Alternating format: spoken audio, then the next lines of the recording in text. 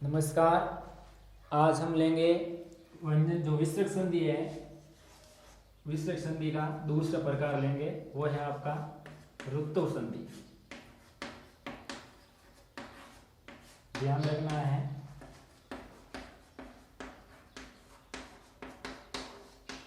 से जो स्वरूप नियम है इसके दो नियम है, ध्यान रखना है ए और आ। आपको ध्यान यही रखना है ए और आ का। अगर विसर्ग से पूर्व ए और आ आए तो विसर्ग का लोप हो जाता है। विसर्ग से पूर्व ए आ हो तो विसर्ग का लोप हो जाता है। और विसर्ग से पूर्व ए आ को छोड़कर के कोई अन्य स्वर आए, मान लीजिए कोई अन्य स्वर आए, तो विसर्ग का क्या हो जाएगा? रे हो जाएगा। ये ध्यान रखना है। अगर विसर्ग से पूर्व ए आ हो और बाद में स्वर या व्यंजन में से कोई वर्ण आए तो विसर्ग का लोप हो जाता है।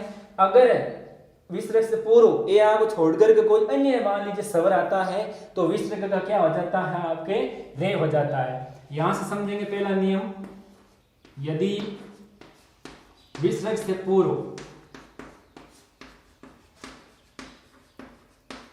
ए आ को छोड़कर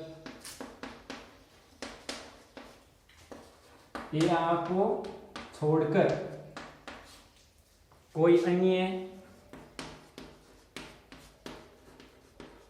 स्वर आए तथा बाद में वर्ग का तृतीय,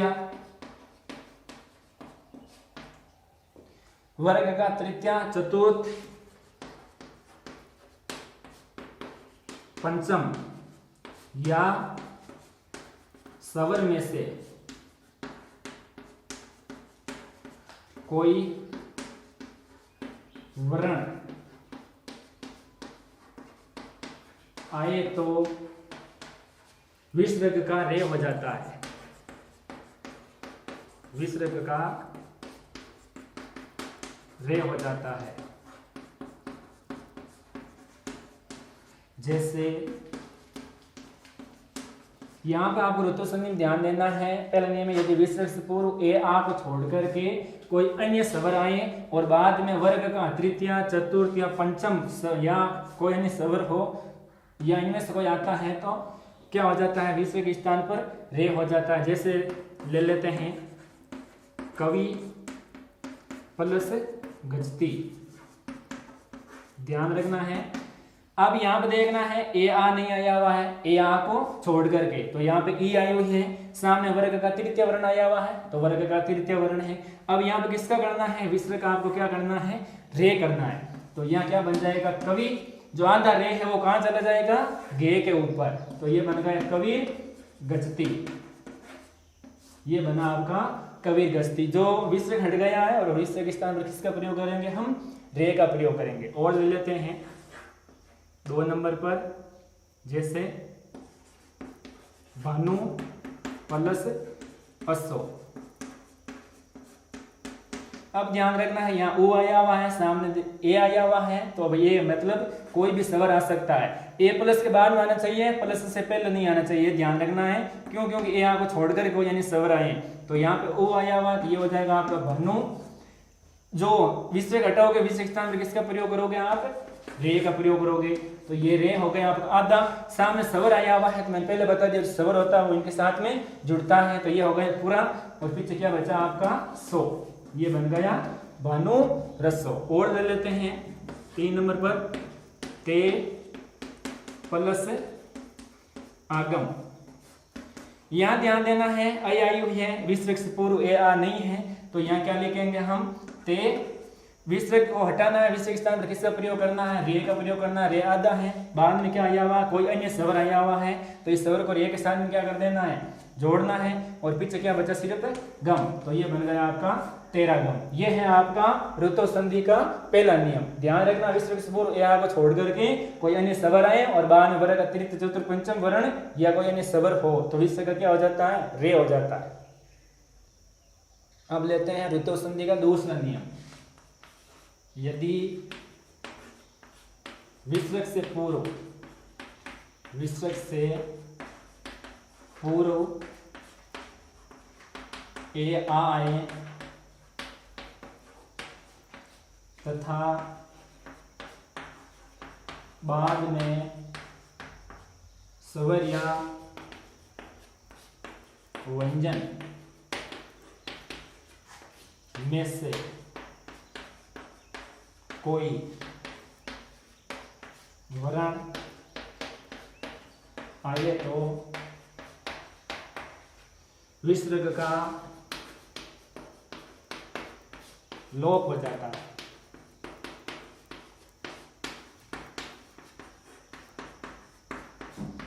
सरल तरीके से समझेंगे, जैसे इसका दूसरा है, पहले बता दिया ए आ नहीं आना है, दूसरे में देखो यहाँ ए आ है किसी से पूर्व, विसर्ग से पूर्व, तो क्या हो जाता है, विसर्ग का लोप हो जाता है। जैसे उदाहरण ले लेते हैं, बाला प्लस गच्छति। यहाँ ध्यान देना है, विसर्ग से पूर्व आ आया हुआ है, विसर्ग के बाद में स्वर या कोई व्यंजन में से अगर कोई वर्ण आता है तो यहाँ क्या कर देंगे, हम विसर्ग का लोप कर देंगे। तो ये सिर्फ रहेगा आपका बाला गच्छति। ये ध्यान रखना है, कब लोप करना है, जब विसर्ग से पूर्व ए और आ आए। 2 नंबर ले लेते हैं, से प्लस तत्।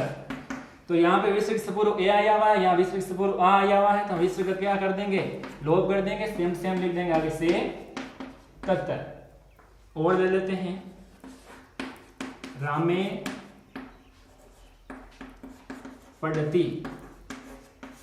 तो यहां से विसर्ग से पूर्व ए आया हुआ है तो विसर्ग को हटा देंगे, सिर्फ लिखेंगे यहाँ पे राम पढ़ती। बहुत ही सरल है, आराम से कर सकते हो। यहाँ ए आया हुआ है और उसमें ए आ नहीं आया हुआ था। अब लेते हैं विसर्ग संधि का तीसरा प्रकार, जो है आपका उत्तु संधि। उत्तु भी कहा जाता है, रोर भी कहा जाता है और समाधि भाव भी कहा जाता है। ले लेते हैं, एतो रोर पलुता दे पलुते। नाम ध्यान रखना है, एतो रोर पलुता दे पलुते। इसके भी 2 नियम हैं। पहला लेते हैं, यदि विसर्ग से पूर्व, यदि विसर्ग से पूर्व ए हो तथा विसर्ग के बाद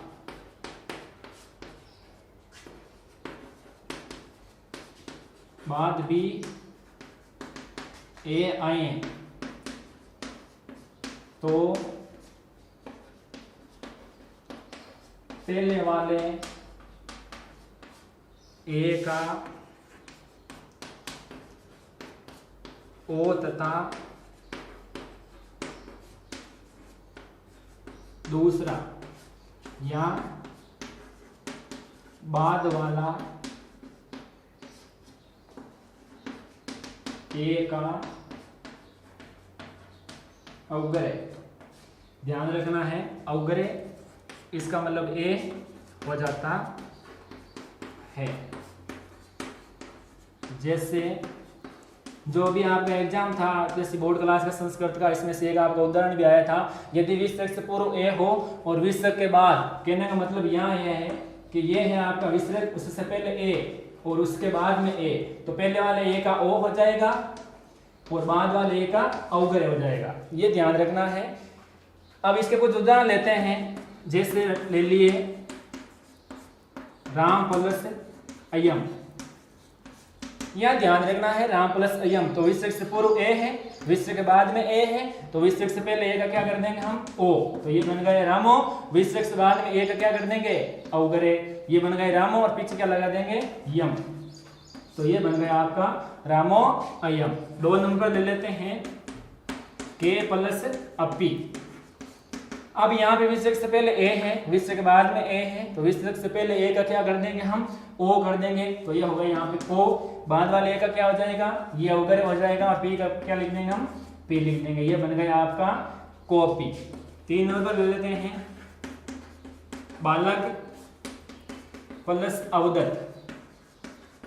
तो यहाँ पे बनाना है विसर्ग से पहले ए है तो क्या कर देंगे हम ओ कर देंगे, ये बन गए यहाँ पे बाल को, और बाद वाले का क्या कर देंगे हम ए का अवगर लगा देंगे, ये बन गया अवदत। तो ये हो गया आपका बाल का अवदत, ये कॉपी और ये रामोयम। कब बनाना है? विसर्ग से पूर्व ए आए तो ओ, विसर्ग के बाद ए आए तो अवगर। ये है इसका पहला नियम, सरल है। अब लेते हैं इसी का दूसरा नियम। यदि विसर्ग से पूर्व ए आए तथा बाद में वर्ग का तृतीया, चतुर्थ या पंचम वर्ण हो तो ए और विसर्ग दोनों का ओ हो जाता है। सरल है, हार्ड नहीं है, वो भी सरल था इसका पहला नियम, जो आप 10th क्लास के अंदर इस नियम में से एक दो क्वेश्चन भी आए थे इस बार। यदि विसर्ग से पूर्व ए आए, ध्यान रखना उसमें भी ए आया था और इसमें भी ए आया हुआ, लेकिन बाद में क्या आया हुआ है, यहाँ वर्ग का तृतीया, चतुर्थ और पंचम वर्ण है। तो ए और विसर्ग दोनों का क्या हो जाएगा, ए और विसर्ग इन दोनों का क्या हो जाएगा, आपके ओ हो जाएगा। पहले के मायने विसर्ग से पहले ए था, विसर्ग के बाद में ए था, तो पहले वाले ए का हमने ओ कर दिया, बाद वाले ए का हमने अवग्रह लगा दिया। इस बार विसर्ग के बाद अगर मान लीजिए कोई वर्ग का तीसरा, चौथा, पांचवा वर्ण है तो उसको किस में चेंज करेंगे, हम ओ में चेंज करेंगे। जैसे ले लेते हैं मन प्लस हर। यहाँ ध्यान देना है विसर्ग से पहले ए है और बाद में क्या आया हुआ, वर्ग का तीसरा, चौथा, पांचवा वर्ण में से कोई वर्ण है तो हम क्या कर देंगे, यहाँ ए को और इन दोनों हटा किसका प्रयोग करेंगे, ओ का प्रयोग करेंगे। किसका प्रयोग करेंगे, ओ का। तो यहाँ हट गया, नहीं आधा हो गया, क्यों, ए और विसर्ग दोनों को हटाना है, इसमें किसको जोड़ना है, ओ को जोड़ना है। तो ये मनो और ये हर, ये बन गया आपका मनोहर। 2 नंबर पर ले लेते हैं नमे प्लस नमे।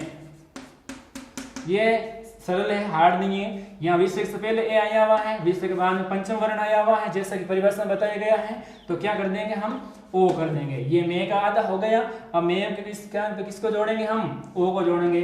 तो ये बन गया नमो, पीछे क्या बचा, सिर्फ नमे।